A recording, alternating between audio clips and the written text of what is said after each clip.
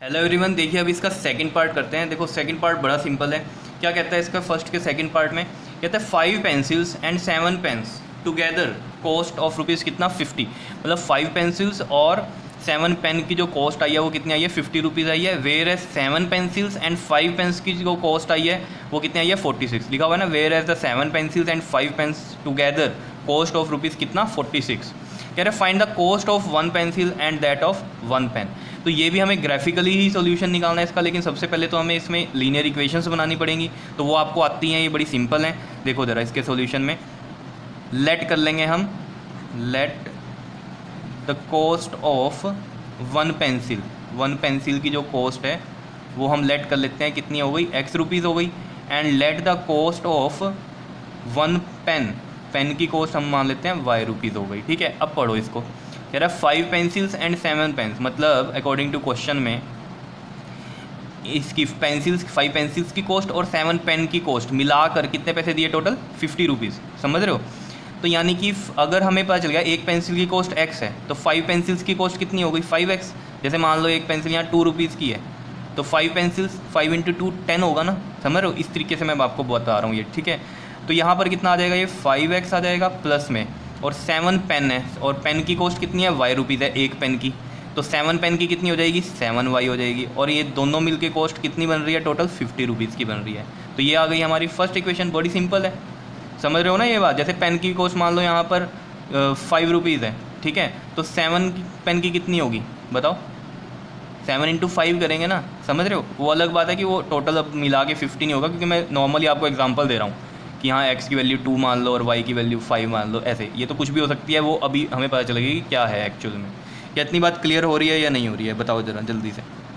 ठीक है, क्लियर है इतनी बात, कोई दिक्कत नहीं है। ठीक है, अब नेक्स्ट पे देखो, नेक्स्ट इक्वेशन के लिए उसने कंडीशन दी हुई है। कह रहा है वेयर है 7 पेंसिल्स, तो 7 पेंसिल्स मतलब 7x हो जाएगा रुपीज़ अगर हम बात करें, और 5 पेन मतलब 5y हो जाएगा।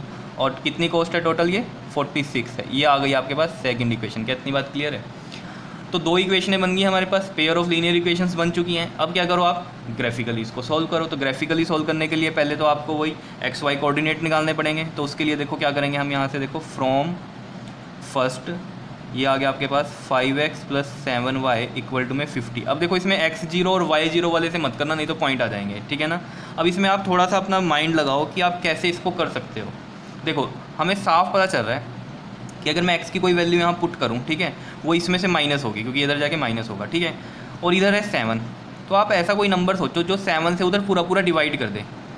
अगर देखो आप सोचो, अगर यहाँ -15 करूँ मैं तो यहाँ 35 आएगा, और 7 5 से 35 होता है अगर डिवाइड करेंगे हम। ऐसे सोचना पड़ेगा आपको थोड़ा तो। ठीक है ना। तो हमें इतना पता चल गया, यहाँ 35 लाऊँ तो 7 5 से 35 हो जाएगा और 5 आ जाएगा y की वैल्यू। ठीक है, तो लेकिन यहाँ 35 आएगा कैसे, जब -15 करूँगा 50 में से, और 15 कैसे आएगा जब यहाँ पर x को 3 रखूँगा, 5 3 15। ऐसे आपने सोचना है। ठीक है, तो यहाँ कर देते हैं हम पुट x = में 3, तो 5 × में 3 प्लस में 7y = में 50। ये आ गया 15 + 7y = में 50। 7y = में 50 - 15 कितना आ गया आपके पास 35। तो y कितना आ जाएगा आपके पास 35/7, 7 5 35, और y कितना आ गया आपके पास 5 आ गया। क्या समझ में आ रही है बात कैसे की है? ऐसे थोड़ा सा सोचना है आपको, और तो कुछ नहीं है। ठीक है, अब देखो ज़रा, अब हमें यहाँ से साफ पता चल रहा है कि अगर मैं यहाँ पर y की कोई वैल्यू रखूँ, ठीक है, चाहे मैं अगर यहाँ पर y को 0 रख दूँ बाई चांस, सोचो ज़रा, तो ये 5 इधर जाएगा डिवाइड होगा और ये नंबर आ जाएगा हमारे पास कुछ ना कुछ। इस तरीके से आप सोच सकते हो। ठीक है, तो हम यहाँ y को क्या रखते हैं 0 रख के देखते हैं। ठीक है, तो y 0 रखेंगे तो देखना क्या होगा, पुट y = 0। आप समझ गए ना कैसे सोच रहे हैं हम। हमें पता था ये 5 इससे डिवाइड होगा तो पूरा पूरा डिवाइड हो जाएगा। ठीक है ना, तो y को 0 कर देते हैं, ये चीज़ खत्म ही हो जाएगी। समझ रहे हो ना ये चीज़? ठीक है, तो देखो यहाँ पर ये आ जाएगा आपके पास इक्वेशन से। अगर देखें हम 5x + 7y है तो y 0 हो गया, और ये 50, तो ये आ गया 5x = में 7 2 0 0 ही हो गया। ठीक है, और इधर है 50, तो x कितना आ जाएगा आपके पास 50/5 कितना आ गया ये 10। तो x की वैल्यू आ गई 10। समझ रहे हो? इनको भी आप ब्लॉक में डाल दो। ठीक है, इस तरीके से। इससे क्या होता है, आपको ग्राफ पे जो ड्रॉ करना है ना वो इजी हो जाता है। ऐसे अगर लिख दो आप x और y है, देखो x की वैल्यू 3 है तो y हमारा 5 आया, और y 0 है तो x 10 आया। इससे क्या होता है, गलती नहीं होगी आपकी ग्राफ में अगर इस तरीके से ब्लॉक बनाओगे आप। इसको देख के आप ग्राफ को ड्रॉ कर सकते हो ईजिली। ठीक है, अब बात कर लेते हैं सेकंड इक्वेशन की। देखो फ्रॉम, अगर हम सेकंड की बात करें, ये है 7x प्लस में 5y इक्वल टू में 46 है। तो 7x प्लस में 5y इक्वल टू 46 है अगर यहाँ पर, तो यहाँ पर वैल्यूज़ देखो ज़रा किस तरीके से हम सोच सकते हैं। देखो अगर मुझे ये पता चल रहा है कि यहाँ से ये जो 7 है, ठीक है, और ये x है, x की कुछ वैल्यू पुट करूँ अगर मैं, वो इसमें से माइनस होगी, और माइनस होकर ऐसा नंबर आना चाहिए कि जो 5 से डिवाइड हो जाए। तो देखो अगर 7 1 7 करूँ तो 7 इधर जाके माइनस होगा, क्योंकि अगर x की वैल्यू 1 रखता हूँ तो 46 में से जब 7 माइनस होगा तो 39 बचेगा, वो 5 से डिवाइड होगा नहीं। फिर 2 देख लो करके, 7 2 ज़ा 14, 14 इसमें से माइनस करोगे तब भी नहीं होगा, नंबर नहीं आएगा ऐसा जो 5 से डिवाइड हो जाए।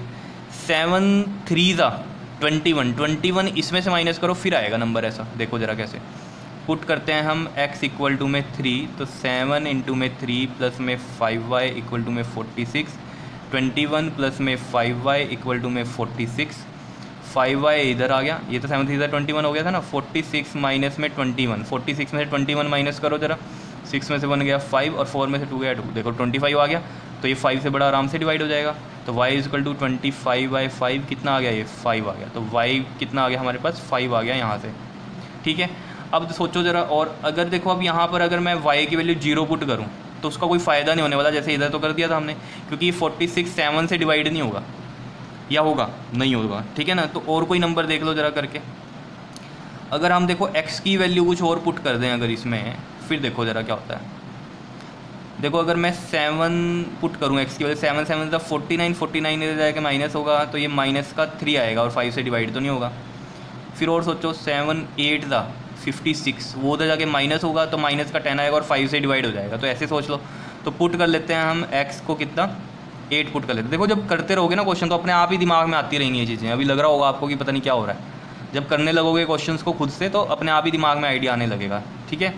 तो x को 8 रखते हैं, तो देखो 7 इंटू में 8, 7x है ना ये, प्लस में 5y इक्वल टू में 46। और भी किसी नंबर से भी सॉल्व हो सकता है, ऐसा नहीं कि जरूरी यही है, ठीक है, कोई भी नंबर आप ले सकते हो, ठीक है। तो 7 8 का 56 हो गया, ये प्लस में 5y इक्वल टू में 46।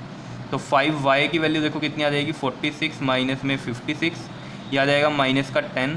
और अगर हम देखें y की वैल्यू कितनी आ जाएगी, माइनस का 10 अपॉन में 5, ये आ गई कितनी, माइनस का 2 आ जाएगी, ठीक है ना। तो y आ गया आपके पास माइनस का 2, ठीक है। इसको भी ऐसे ही ब्लॉक में कर दो, देखो ऐसे ब्लॉक में लिखेंगे तो इसको देखो फ़ायदा रहता है ये करने का, ठीक है। ये x और ये y, देखो पहले x को 3 पुट किया तो y आया हमारे पास 5, और x को 8 पुट किया तो y कितना आया हमारे पास, माइनस का 2 आ गया। क्या इतनी बात क्लियर है या नहीं है, ठीक है। बस ये चीज़ बन गई है, उसके बाद तो आपने ग्राफ पे रिप्रेजेंट करना है, और फिर जो लाइनें जहाँ पर इंटरसेक्ट करेंगी वो कोऑर्डिनेट देख लेने हैं कौन से हैं, और वो आपके पास x और y की वैल्यू आएगी, और वही मतलब क्या होगी, कॉस्ट होगी 1 पेंसिल की और 1 पेन की, ठीक है। तो चलो ग्राफ पे चलते हैं। पहले ये देखो, ये इसका ग्राफ, ठीक है। देखो अब कैसे आपने x एक्सिस पे और y एक्सिस पे कौन से नंबर लेने हैं वो कैसे पता चलेगा। देखो x इधर देख लो 3 और 10 है, और इधर भी कितना है x, 3 और 8 है, ठीक है। तो इसका मतलब 1 to 10 चला सकते हैं हम x एक्सिस पे, ठीक है। तो वही हमने किया यहाँ पर।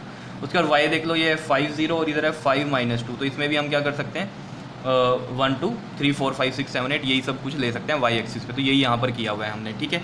तो बस अब आप कोऑर्डिनेट्स देखो और उनके पॉइंट्स बनाओ और ड्रॉ करो। तो देखो फर्स्ट इक्वेशन के लिए अगर हम देखें x और y, x कितना है 3 और y है 5। देखो x है 3 और y है 5, ये रहा नंबर, ठीक है, ये रहा 3 और ये रहा 5। क्लियर है इतनी बात। उसके बाद देखो क्या है, x है 10 और y है 0। x है 10, देखो x है 10 और y है 0, 0 यही वाला, और x 10, तो मतलब ये कोऑर्डिनेट बनेंगे, ठीक है। तो x था हमारे पास 10 और y था 0, ये नंबर लिख दिया हमने। देखो ये चीज़ें आपको क्लियर होनी चाहिए कि y 0 है तो y 0 0 वाला यही हो गया, ठीक है। फिर x 10 है तो 10 पे जाओ इधर, तो ये पॉइंट बनेगा। जैसे ये 3 और 5 था तो x कितना था हमारे पास, 3 वाला पॉइंट ले लिया, ठीक है। फिर 5 वाला इधर लिया, तो इनको कंबाइन करके जो पॉइंट बनते हैं वो आता है, समझ रहे हो ना। 3 का ये वाली लाइन और 5 की ये वाली लाइन, तो यहाँ पर मीट करता है, समझ रहे हो। ये तो आता होगा आपको, बहुत पहले से आप करते आए हो ग्राफ में, ठीक है। बस अब क्या है, ये लाइन ज्वाइन कर दो, ठीक है। ये वाली लाइन ज्वाइन करते हैं, देखो ये ध्यान से ज्वाइन करनी है आपको लाइन, ठीक है, इस तरीके से ये लाइन ज्वाइन कर दी हमने, ठीक है। और इस पर ये इक्वेशन लिख दो, कौन सी थी ये, 5x + 7y वाली थी, तो यहाँ लिख देते हैं हम 5x + 7y इक्वल टू में 50, ठीक है। दूसरे भी यही कोऑर्डिनेट्स हैं, देखो दूसरी इक्वेशन के क्या हैं, x और y में 3 और 5 है, सेम ही आ रहे हैं 3 और 5, तो यही बनेगा, ठीक है, यही बन गया अगेन 3 और 5 वाला, ठीक है। और फिर देखो x और y में कितना है, x 8 है और -2 है, y -2 है, तो x 8 और y -2, y वाला नीचे वाला जाएगा, तो ये वाला पॉइंट बन जाएगा ये, ठीक है। नंबर लिख देते हैं हम, ये कोऑर्डिनेट्स 8 है और ये -2 है, ठीक है। और ये 3 5 वाला यही था, कॉमन सा ही था, ठीक है। तो इस पर हम इसको मीट करवा देंगे इस तरीके से, ठीक है। और ये इक्वेशन लिख देते हैं इस पर, कौन सी है ये, 7x प्लस में 5y इक्वल टू में आ रहा है 46। क्या इतनी बात क्लियर है? अब देखो ज़रा, ये जहाँ पर इंटरसेक्ट कर रही है वो यही वाला पॉइंट है, 3,5 वाला ये पॉइंट, ठीक है। तो यहाँ से हमें पता चल रहा है कि यानी कि x जो आ रहा है वो 3 आ रहा है और y कितना आ रहा है, 5 आ रहा है। देखो x वाला हमने क्या मानना था, यहाँ पर पेंसिल्स का कॉस्ट लेट की थी, ठीक है ना, तो ये था आपके पास पेंसिल वाला x, तो और ये y क्या था, पेन की कॉस्ट की थी, ठीक है। तो यानी कि कॉस्ट आ गई पेंसिल की कितनी, 3 रुपीज़ आ गई और पेन की 5 रुपीज़ आ गई। समझ रहे हो इतनी बात या नहीं? क्लियर हो रही है ना या नहीं बात ये, ठीक है। अब इसको देखो मैच भी कर सकते हो आप, देखो कैसे, यहाँ पर पुट करो 3 वैल्यू x की, 3 5 ज़ा, मैं वैसे करके दिखा देता हूँ आपको, देखो 3 5 ज़ा 15 प्लस और 7y, y 5 है, 7 5 ज़ा 35, देख लो टोटल कॉस्ट 50 बन रही है, 35 प्लस 15 50, समझ लो। तो इसका मतलब आपका आंसर सही है, ये वैसे ही आपको बताई है मैंने बात, ठीक है। तो यहाँ पर हम लिख भी देते हैं इस चीज़ को, क्लियर हो रही है ना चीज़ें, बहुत ईजी हैं, ठीक है। तो हम यहाँ लिख देते हैं फ्रॉम ग्राफ, ये सॉल्यूशन निकल गया हमारे पास, x कितना आया है 3 और y आया है 5, ये क्या है, कॉस्ट ऑफ 1 पेंसिल है, ठीक है। और ये क्या है, कॉस्ट ऑफ 1 पेन है, यही हमने लेट किया था x और y को, ठीक है। तो ये हमारे आंसर आ गए। क्लियर है इतनी बात या नहीं? ठीक है। तो ये 3 रुपीज़ और ये 5 रुपीज़ इसके आंसर आ गए। बताओ आया समझ में या नहीं? बहुत सिंपल है, ठीक है। तो ये ग्राफ बना के देखो, जब तक बनाओगे नहीं सिर्फ देख देख के काम नहीं चलेगा, ठीक है। खुद ड्रॉ करके देखो तभी सही बनेंगे। क्लियर? ओके जी, थैंक यू।